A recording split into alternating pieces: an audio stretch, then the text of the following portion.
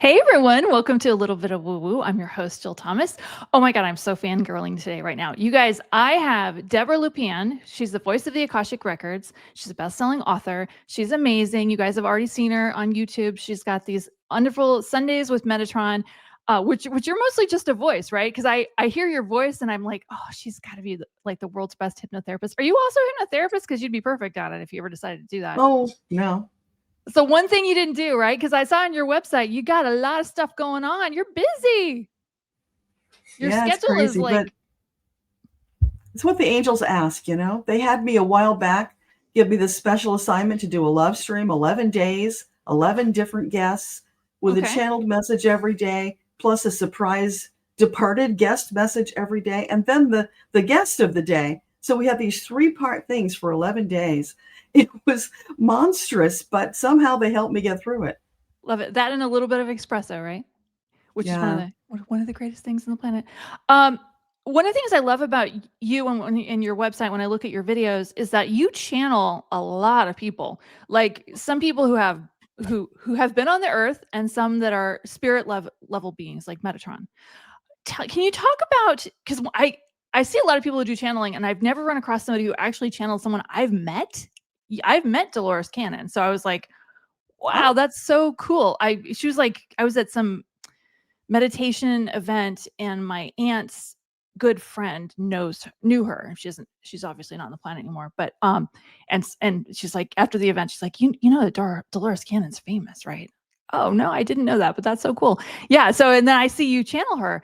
Can you talk for a second? I'm just curious, when you're channeling like Metatron or Dolores Cannon or Ronnie Gibb or Amy Winehouse, does it feel different or is it just, how does it feel different? well, it feels different only in so much as their personality. Okay, Because got it. when I channel the departed, they tend to come through with the personality they had when they were in their most recent life, because that's what we're familiar with. So, like Amy Winehouse, oh my gosh, she was something else. I love I it. wasn't sure I could say all the things that she said, but you got to deliver it. So, no, not really. And most of the time, they just pop in. Like when I got Robin Gibb, oh, that was so amazing. He just all of a sudden showed up, and I'm a big Bee Gees fan. Oh, So it was such wonderful opportunity. And I had always wondered about the song I Started a Joke. Was that really biographical? And he kind of admitted that it was. He was a melancholy kind of guy. wow.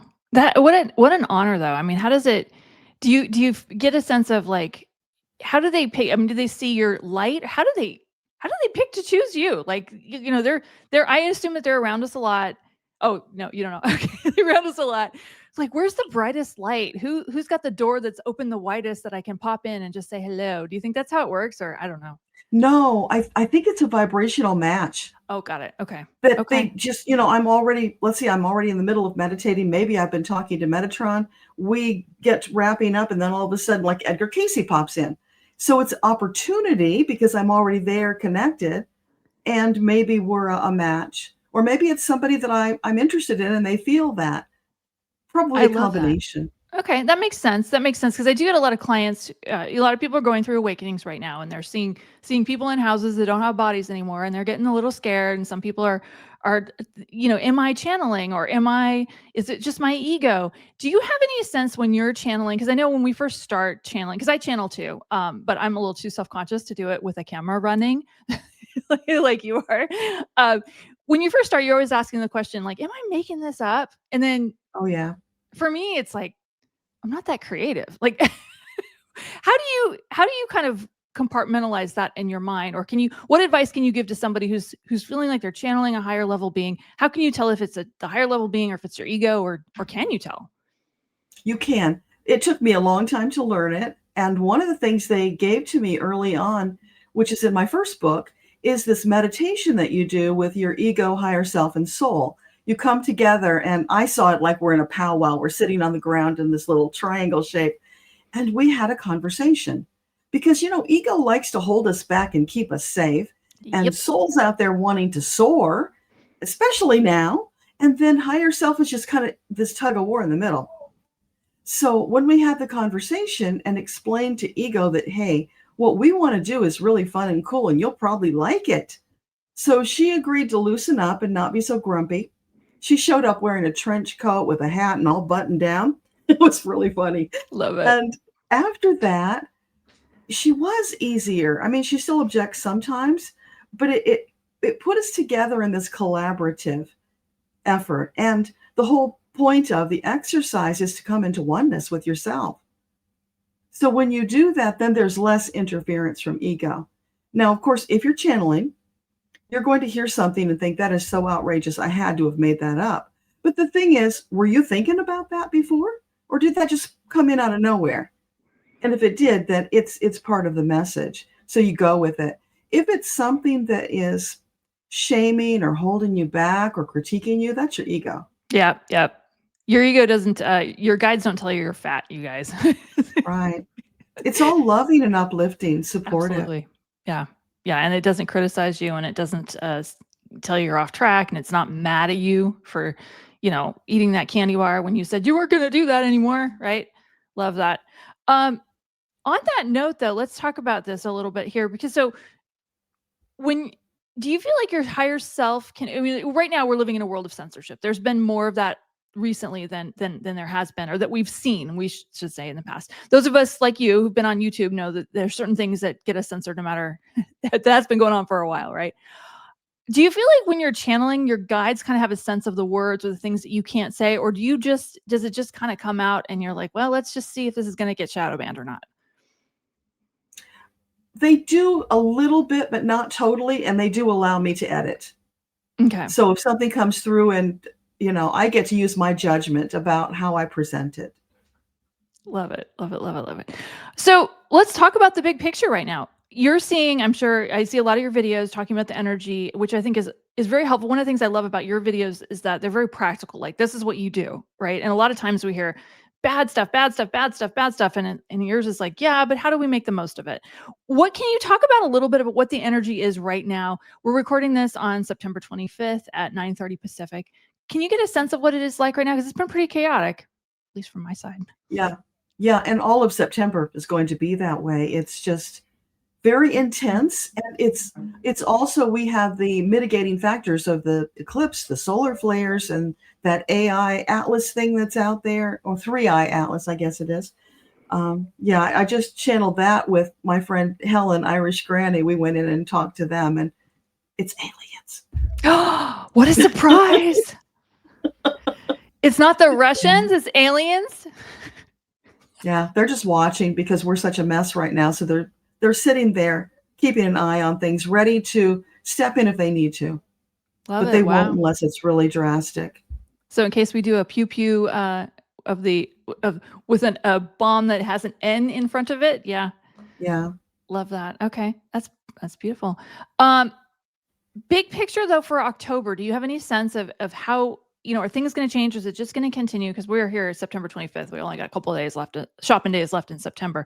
What does October feel like for you? And can you give us a preview? Yeah, I haven't actually channeled the October yet, but the energy I feel, it's very much like we're a ship in a rough sea. So we're going to have some calm, we're going to have some ups and downs.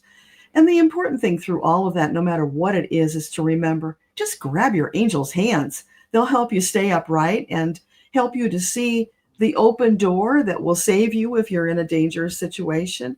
And they've been talking a lot about, with all of these climate disasters, because they're going to keep coming, pay attention. We will let you know if you need to bug out. So be very present, listening for that. I love that. They do give you a lot of messages. I just think, I'm thinking of a time when I had a client appointment, and I'm one of those, I'm anal, I'm always on time, and I'm always like early, and I like to set up and get my coffee and everything. And I fell asleep on the couch for some reason, slept way longer, and I'm like, I'm going to be late for my client appointment. And I get out, and the road is closed, and it was closed because somebody had driven through an intersection and hit a flagpole and didn't make it. But I would have been in the middle of that. And I think about how our guides and our angels let us know, to go left, or even if we don't listen, which in my case would have been the case. I'm like, I'm not going to be 15 minutes late on purpose. I'm not doing that. But they'll mess with your car. They'll make you sleep. They'll do stuff to help have your back. And I love that you're letting people know that is part of part of the process here. When you look at the energy of the future, do you see any sense of a time when things might calm down, or is this kind of just going to be chaotic for the near future and we have to learn to manage it? Well, the near future, yes, because we still have a lot of dark forces that we're battling, and it is a psychic battle. We're not going to get out there with arms. So we've got to get through that. And what we're waiting for is to get to this tipping point of enough light workers to help us carry the day and move into Earthtopia, which is what this represents. So that's coming. And Metatron originally had told me maybe 2028, which I was astonished it could be that soon. And now there's indicators it could be even sooner. So we are at this confluence right now, all of this swirling stuff. And depending on choices that are made, we could get there sooner or it could take longer, but it is coming. It is interesting to think about, like, that it's not etched in stone. There are some things that are prophesied, but that we can, as human beings, collectively make a change in our consciousness and shift the tides. Do you have any sense, or do you want to talk about, our political leaders? And I know politics is a touchy subject, and it's a touchy subject. There's no question. Any sense of the current administration, is it going to make it to 2028, or do you feel like that's going to shift before then? I really think it's going to fall apart before then. I mean, I've been telling people on my lives, when we look at this individual, I know they're being kept alive by artificial means. And that body cannot hold up to that forever. It's decomposing right now. We're seeing it. So I just don't see that happening. And I don't feel the energy. Yeah, I agree with you on that one. It's when you look at his aura, nothing looks healthy about this man. But what about the next one, which would most likely be Vance? Do you have any sense of if he is a better individual? Have you tried tuning into him? How do you feel about him? No, I don't feel he's a better individual. Whether we can go around him and have some other solution, I don't know. They haven't told me that because it's all in flux right now. It's too soon to know. And Metatron has said to us multiple times, stop asking about the future. Focus on today because you're creating your tomorrow with what you think about today. So if you'd like to get away from that person, stop thinking about them because every time you do, you give them more power. I love that. That's it. That's great advice. Yeah, and I'm just like everyone else. I'm like, but I want to know what's going to happen, or of course, and ultimately, we all just want to know that we're going to be okay, guys. We're going to be okay. America's going to be okay. It's still going to be here. It's still going to be here. How can I love that you channel Metatron? That seems to be the main being that you channel a lot on, at least on the YouTube shows that we see. Is there any other spirit level beings that you channel frequently that maybe are episodes that are part of your private groups? Well, they're on, most of them are public. I do a few things private that maybe go into topics I can't talk about on the public side. But Jesus comes through sometimes. Once in a while, I even get Creator, which is really cool. I have a meditation in my little meditation book that you are an infant cradled in the arms of Creator, looking down at you, and you see yourself reflected in those eyes. That is just the deepest, most intense, loving experience I've ever had. It's so wonderful. So that, and some other archangels will pop in occasionally. Archangel, oh gosh, what is his name? Uriel? It feels Raguel, I think, the one who's the alchemist. Okay. I think it's Raguel. Yeah. He has said, listen, hey, I'm an alchemist. I can help you with your money. If you need help, call on me. And it's like, wow, that is really cool. More people need to know that. So I'm going to do that right now. Archangel Raguel? I think it's Raguel, but I'll look it up later and let you know. Okay. I love that. And yeah. Well, it's good. We should all learn who these archangels are anyway. It feels like Sunday school was a long time ago. I don't remember these guys. Well, and what you were taught then might be different from what you get now. Yeah. So, no kidding. Yeah. Let them come in and they'll show you their personality. Like Raphael, he's a real jokester. And I thought that was just me until I talked to another psychic and she said he's a jokester for her too. I love it. Love it. Love it. Love it. And Metatron has a great sense of humor. So, he came in the first time I met him, he showed up looking like Optimus Prime. And I'm thinking, oh, cool. He looks like a transformer. He's so powerful. And then later I got it. Oh, he's a transformer. I love it. That's the humor. I love it. I do have his little Metatron's cubes all over my house. I actually have, you can see it on a coaster. Yeah. I usually have my coffee on it, which I think is awesome. Now, one of the things I like about you, I noticed through your website, because I always do that when I've got a guest coming. I love one of your origin stories about the horse. I'm not going to tell it because I'm not going to tell it right. Tell us about the horse, like how you ended up connecting with your guides through a horse. Yeah, well, everything I'm doing today was because of this horse. So I'm 40 years old, building databases, living in Brooklyn, and I had grown up with horses, so I always thought I'd have them again. And it just hit me at that moment, if I don't get a horse now, it's never going to happen. So I did what every sane person does. I went on the internet shopping for a horse. Right. And the one I found happened to be like 6 hours away on the other side of Pennsylvania. So I went out to visit her. She was my dream horse. She was my black beauty with that beautiful white blaze on her face, and everything was perfect. So I bought her and I paid to have her shipped to Brooklyn, and then everything fell apart. Unbeknownst to me, the breeder had never taught her how to ride in a trailer. So when the guy came to pick her up, it was a big fight because she has the kind of personality where you don't tell me what to do. We can agree on something, but you're not forcing me to do anything. They tried to force her into the trailer, and in the doing, knocked her pelvis out and probably some other things. So she came to me shaking like a leaf, just a whole different horse than I had met. And over the ensuing months, she got this really bad attitude and would try to bite and kick, and she was trying to kill me. One day I'm just walking her in the park because she hadn't even been saddle trained yet. She just was halter trained. I'm walking her and she reached over and bit me on the chest and drew blood just out of the blue. And people were telling me, she's dangerous. You have to put her down. And I wasn't willing to do that. So then I started looking for help. And I found a human chiropractor who would come out and look at her. And I found an animal communicator. And then I took an animal communication course. And that's when everything opened up because I had no idea I was psychic. I can remember now when I was a child talking to Jesus, but I had not remembered that for years. And so in that class, we took her on as the project. We all worked on her. We got the story of what happened, and she agreed to cooperate. And she just became this amazing, perfect partner. We had a great time. And then eventually we moved to the country, and she had this great place, and I got more horses, and that went on. And over time, I got tired of databases. And I'd already done the communication. So I discovered the Akashic records. And that was like, welcome home, baby. It's about time. And everything opened up from there.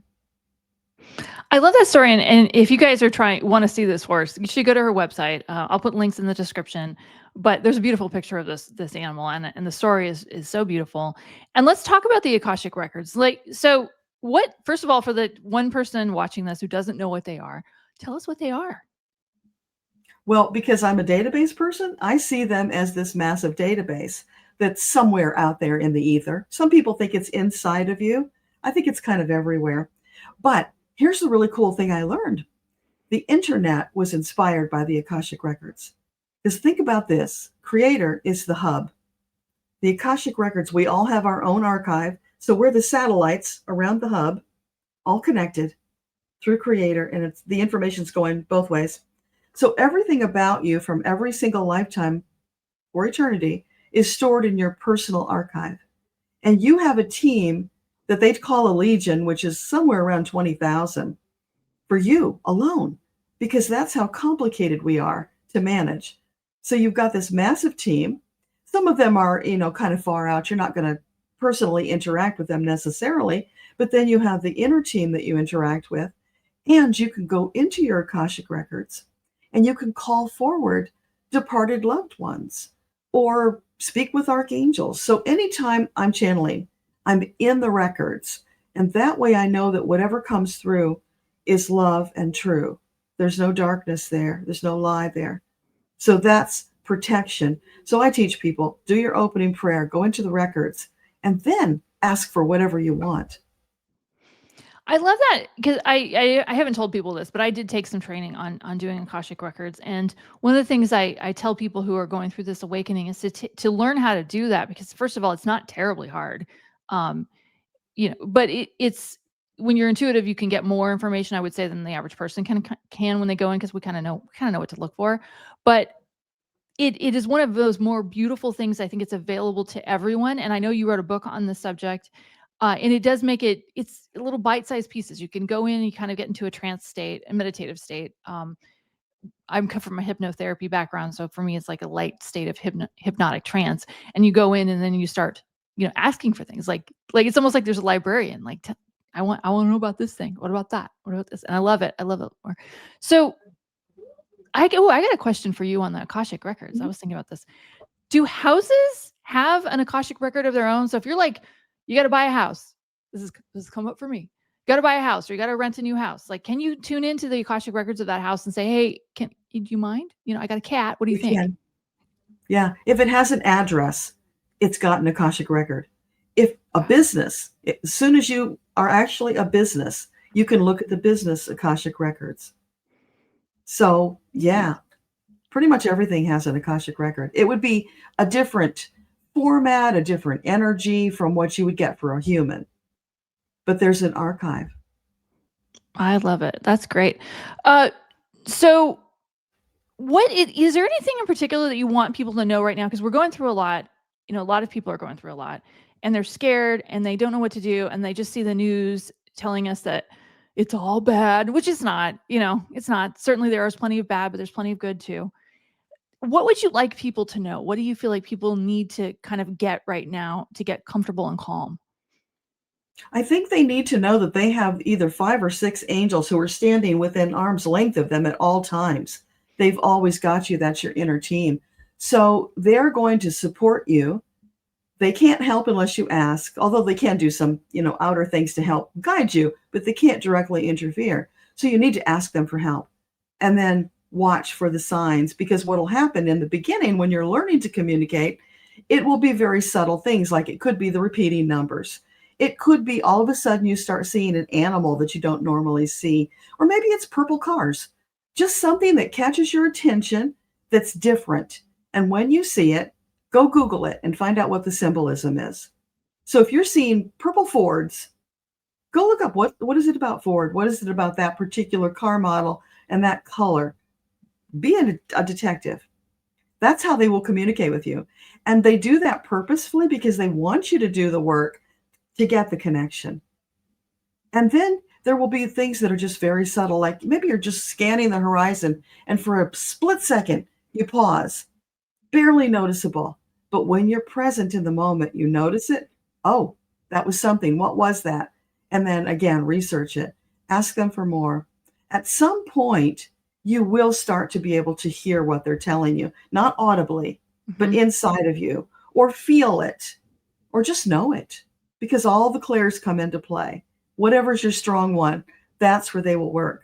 Now, when I started early on channeling for people, they gave me Disney movies. And I just thought, that's the weirdest thing. Why are they giving me Disney movies? But when you think about it culturally, we've grown up with that. We know what it means. It represents certain feelings, thoughts, memories for us, and they use that to connect with you. That's a language they're building with you. I get songs a lot. So, okay, what is it about that song? Like one time I got the green, green grass of home for somebody during a live. To me, that's about death. Hmm. Like, how do you tell that to somebody? And well, it turns out that, they did have a death, and so it was meaningful for them. But they will do that. So as you connect with them, they're building this language. It's almost like your own shorthand. So now if Judy Garland comes in singing Put on a Happy Face, we know what that's about because she does it a lot. I love that. I think of it as a reference library, because as a reader, there are things that I don't know anything about. So if a person comes in and they want to know about their business, and it's like something I'd never heard of, I'll get a lot of symbols, and I'll go, I don't know what this means, but I'm seeing a car and a boat and a lot of water, and it turns out the person sells boats for a living, and they also have a little side hustle selling cars. And like, okay, Well, that's not a word I would have thought. There's a one word for that occupation. Um, how else can they give you information? I know you said symbols. Do you hear it, or do you feel it, or how? I guess what I'm getting at with this, and humor me because I'm like trying to come around this a different way. I want people to understand that when they're getting information, how can they not be so scared of it? Because like I know initially a lot of people hear a voice in their head and they're like, "What the f is that? What am I doing? Am I possessed? Do I need to go talk to a doctor about schizophrenia medication?" And like, how do you compartmentalize that or think about what that is in terms of not being so scared? Well, I mean, think about, what is it telling you? What are you hearing? Is it something negative? Well, then that's probably your ego. So you decide what you want to do about that. But if it's something positive, then be curious. Ask for more, ask for clarification. You can do that. Love it, love it, love it. Okay, so winding this up here, is there anything that I didn't think to ask that you want to talk about? Anything like that? Well, I think what I'd like to leave people with is this quote from Metatron that I get all the time. There's great hope for the future. They all want us to know this is not ending. We're going on. Even if it's not something spectacular in this life, there's another life. You're eternal. You're going to continue. And you have this amazing team who loves you so much. They will do anything to help you.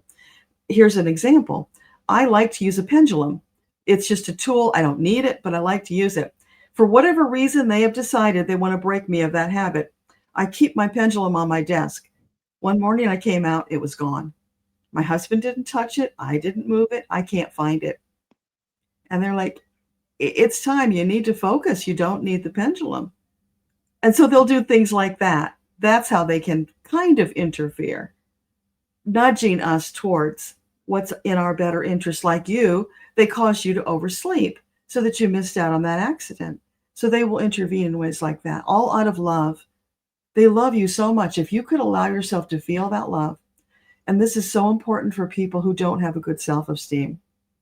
Your creator says, you are brilliant, magnificent, resplendent. You are perfect right now, today. I love you to the moon and back. Tomorrow you will be even better. And all creator asks of us is to come here, have this experience, expand our consciousness, and do what feeds our soul. That's it. We get to figure out the rest. I love it. That's a great message. Oh, one last thing on this, Deborah. You said something earlier I want to go back to for just 1 second here. There's something about you said that I love. You came from a database background. The reason I want you to talk about that for just 1 second is that I've noticed that a lot of the newer people, the next awakening, are not people who are, come from a more metaphysical background. They seem to be coming from the corporate world. Would you say that you've seen that as well? Because it sounds like you came from kind of the corporate world, and you didn't grow up in a commune or anything, right? Well, no, I was self-employed because my soul is wired to not want to work for other people. So I'm very independent that way. But yeah, I am seeing people from all walks of life. That's the great awakening that we're going through. It's like they're sprinkling this magical dust. And, like in the Bible where it talks about you put the seeds out and some will sprout and some will not. So they're spreading it all over, giving everyone the opportunity to let that germinate and then to move forward, doing what they came here to do as a soul, what feeds their soul. Not everybody takes them up on it, but a lot are. And that's the wonderful news. And the thing, to go back to politics, we can look at this mess that we have in the US and mourn and bemoan. But if we take it from the other perspective, we can see that had the election gone in a different direction, we would not have been in this accelerated spiritual space right now.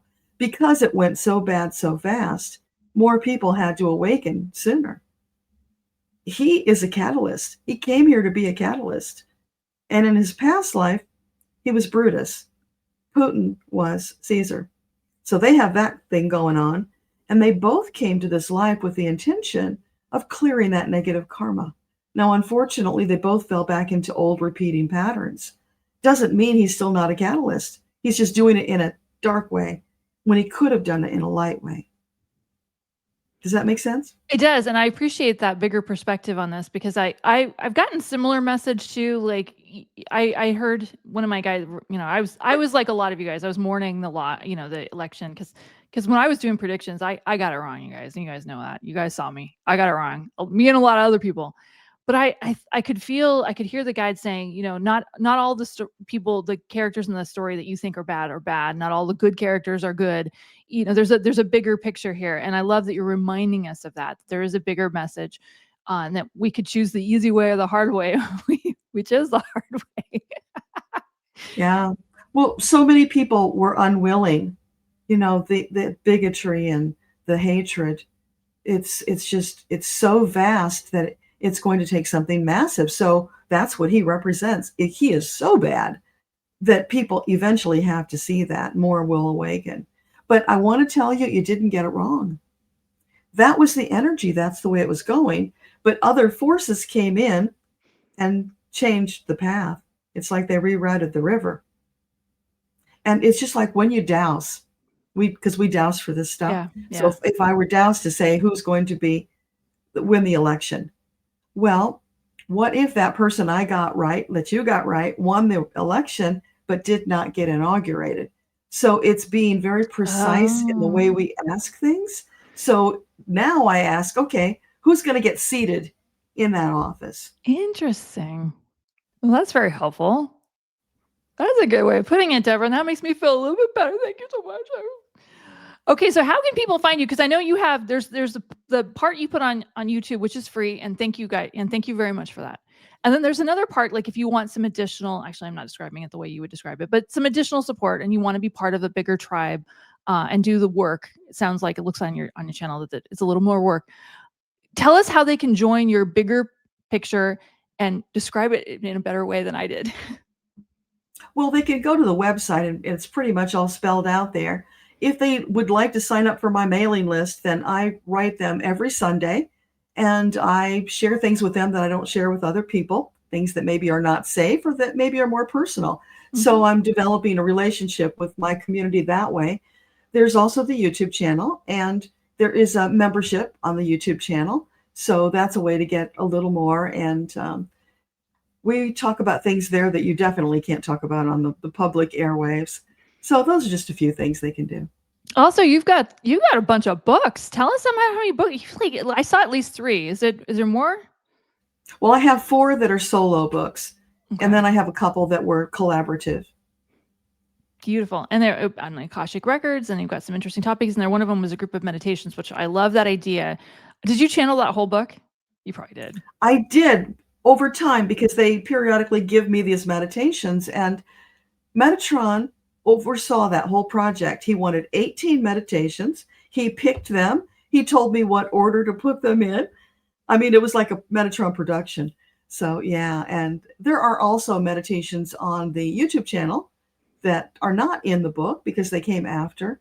So there's a ton of resources out there, and I just want people to know, whatever you need, just ask for it. Your angels will guide you to it in some way. And there are people like Jill out there and myself who are putting out what we know and sharing it, because we are really coming into this place of oneness, this global transformation that will lead us to Earthtopia.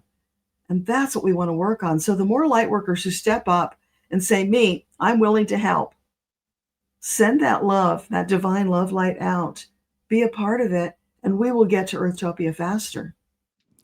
Oh, and on that note, I forgot to ask you, I watch your videos, so I know what Earthtopia is. For those of you who are part of my audience and haven't seen Debbra Lupien's videos, which you absolutely have to, as soon as we're done, you gotta click on her YouTube channel and see all of the amazing things she puts out. What is Earthtopia?